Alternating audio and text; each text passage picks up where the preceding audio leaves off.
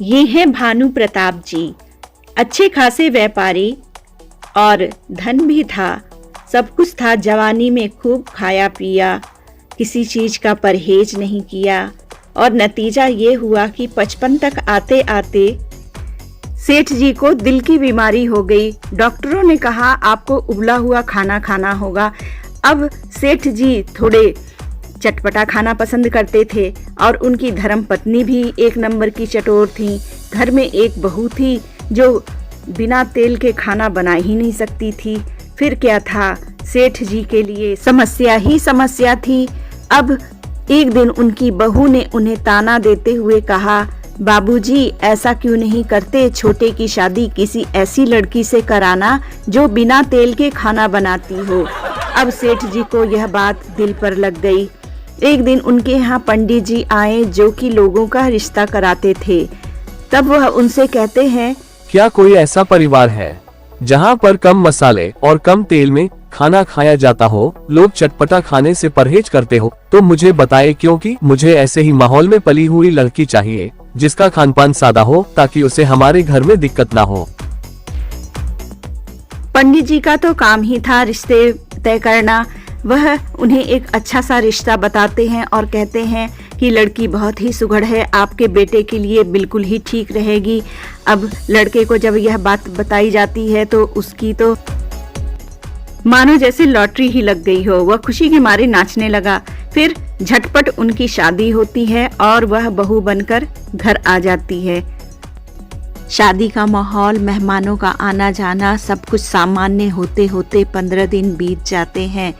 15 दिन बाद फिर सब लोगों को यह बता दिया जाता है कि कौन किस समय खाना बनाएगा। बड़ी बहू तो सुबह का नाश्ता बनाती थी, सासू माँ और नई बहू मिलकर दोपहर का खाना और तीनों मिलकर रात का डिनर बनाया करती थीं। एक दिन उसके ससुर जी मौका देखकर अपनी छोटी बहू से कहते बेटा, हैं, मैंने सुना है कि तुम बिना तेल का सब्जी बनाना जानती हो, क्या ये सच है? तो वह कहती है कि हाँ बाबूजी, मैंने अपने स्कूल में बिना तेल की सब्जी बनाई थी और मुझे प्रथम पुरस्कार भी मिला था। मैं वैसी ही सब्जी आपको पकाकर खिलाऊंगी। फिर वह आलू गोभी मटर टमाटर की सब्जी बिना तेल का बनाने लगती है।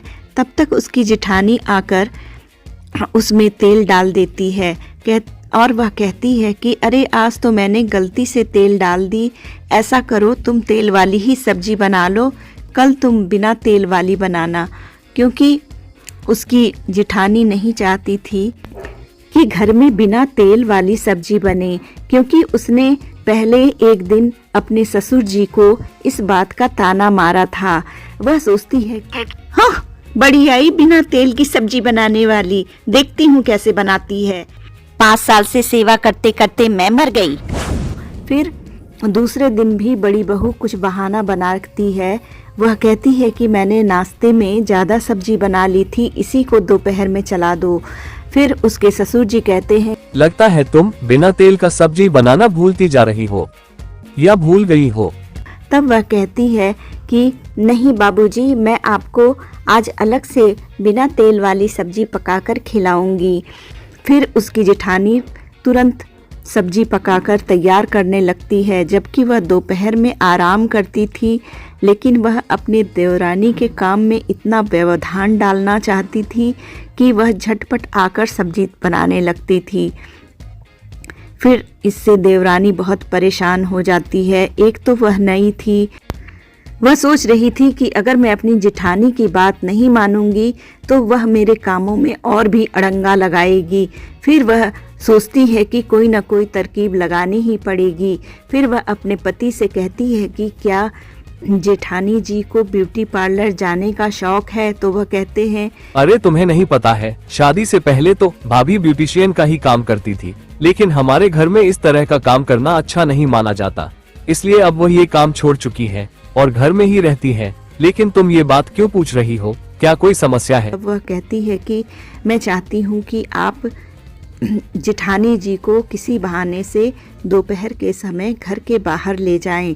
तब उसका पति कहता है कि ये काम तो बहुत मुश्किल है, फिर भी मैं कोशिश करूँगा। क्योंकि वह अपने पति को सारी बातें बता देती है। भाभी शाहरुख खान की फिल्म देखने की दीवानी थी। देवर यह बात जानता था। वह अपनी भाभी से जाकर कहता है कि अरे भाभी, शाहरुख खान की नई नई पिक्चर लगी है, क्या आप देखने चलोगी? फिर भाभी कहती है कि अरे देवर जी, नेकी और पूछ पूछ, यह तो आप मुझसे बिना पूछे भी टिकट बुक कर सकते थे, क्योंकि आपको पता है कि मैं शाहरुख खान की मूवी देखने के लिए कितनी बेताब रहती हूँ। वह कहता है कि ठीक है भाभी, कल मैं 4 टिकट लेके आऊँगा और आप तैयार रहिएगा। फिर दूसरे दिन वह 11:30 बजे टिकट लेकर आता है और फिर कहता है कि केवल 2 ही टिकट मिली है, क्योंकि यह मूवी बहुत ही अच्छी है, हाउसफुल चल रहा है, इसलिए आप और भैया ही पिक्चर देखने जाओगे। एंजॉय करो, मैं भैया का काम आज देख लूंगा और घर के काम आपकी देवरानी देख लेंगी। कभी कभी आपको भी तो लाइफ को एंजॉय करना चाहिए। आप तो कितने सालों से काम कर रही हो, अब आपकी देवरानी आ गई है, आप आराम करो। फिर वह अपनी देवरानी से जिद करने लगती है और कहती है कि हम दोनों ही मूवी देखने चलते हैं।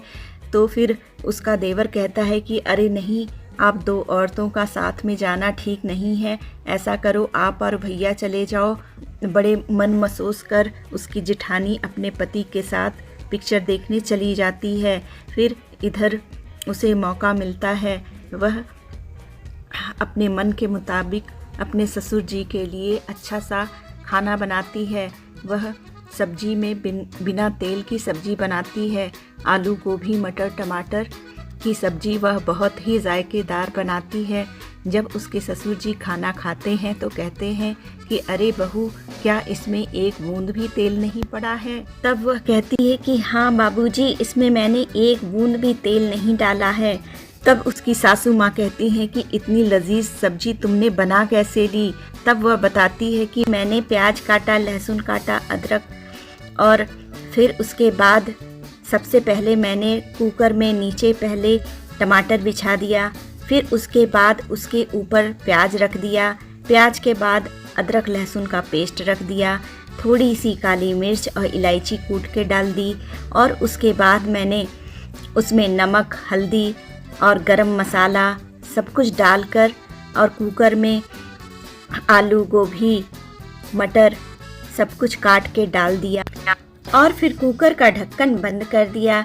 ढक्कन बंद करने के बाद उसे कम आंच पर चढ़ा दिया। उसमें न तो पानी डाला न तो तेल डाला, फिर भी सब्जियों में से जो पानी निकला उससे रिसकर वह सब्जी जली भी नहीं और धीरे धीरे करके वह पकती रही। और बाद में मैंने जब 1 सीटी आ गई कम आंच पर ही, फिर कुकर को मैंने गैस से उतार लिया।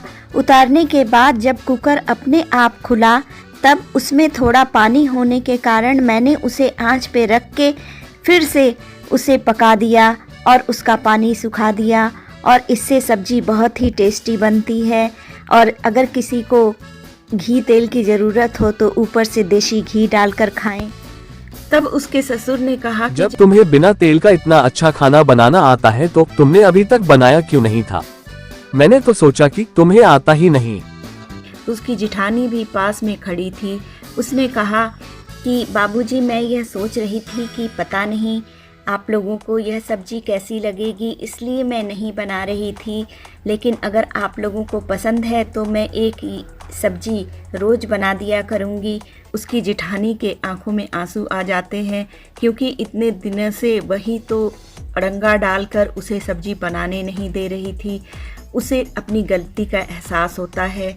बिना तेल वाली सब्जी खाने से उसके ससुर जी का कोलेस्ट्रॉल भी नीचे आ जाता है, और जब वह अपना चेकअप कराते हैं तो बहुत अच्छी रिपोर्ट आती है। घर में खुशी का माहौल छा जाता है, क्योंकि उसके ससुर जी की तबीयत काफ़ी ठीक हो रही थी। तब जिठानी को अपनी गलती का एहसास होता है और वह अपनी देवरानी से जाकर इसके लिए माफ़ी मांगती है।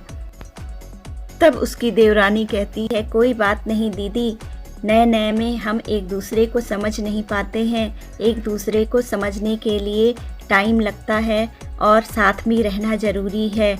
उसकी देवरानी और जिठानी में फिर से बहुत मेल हो जाता है और दोनों मिलकर घर की जिम्मेदारियों को बखूबी निभाने लगती हैं। अब उनके घर में हमेशा खुशी का माहौल छाया रहता है। और हर तरफ खुशी ही खुशी होने से सबका स्वास्थ्य भी अच्छा हो जाता है। सेठ जी का बड़ा बेटा कहता है, अपना घर तो स्वर्ग से भी सुंदर है।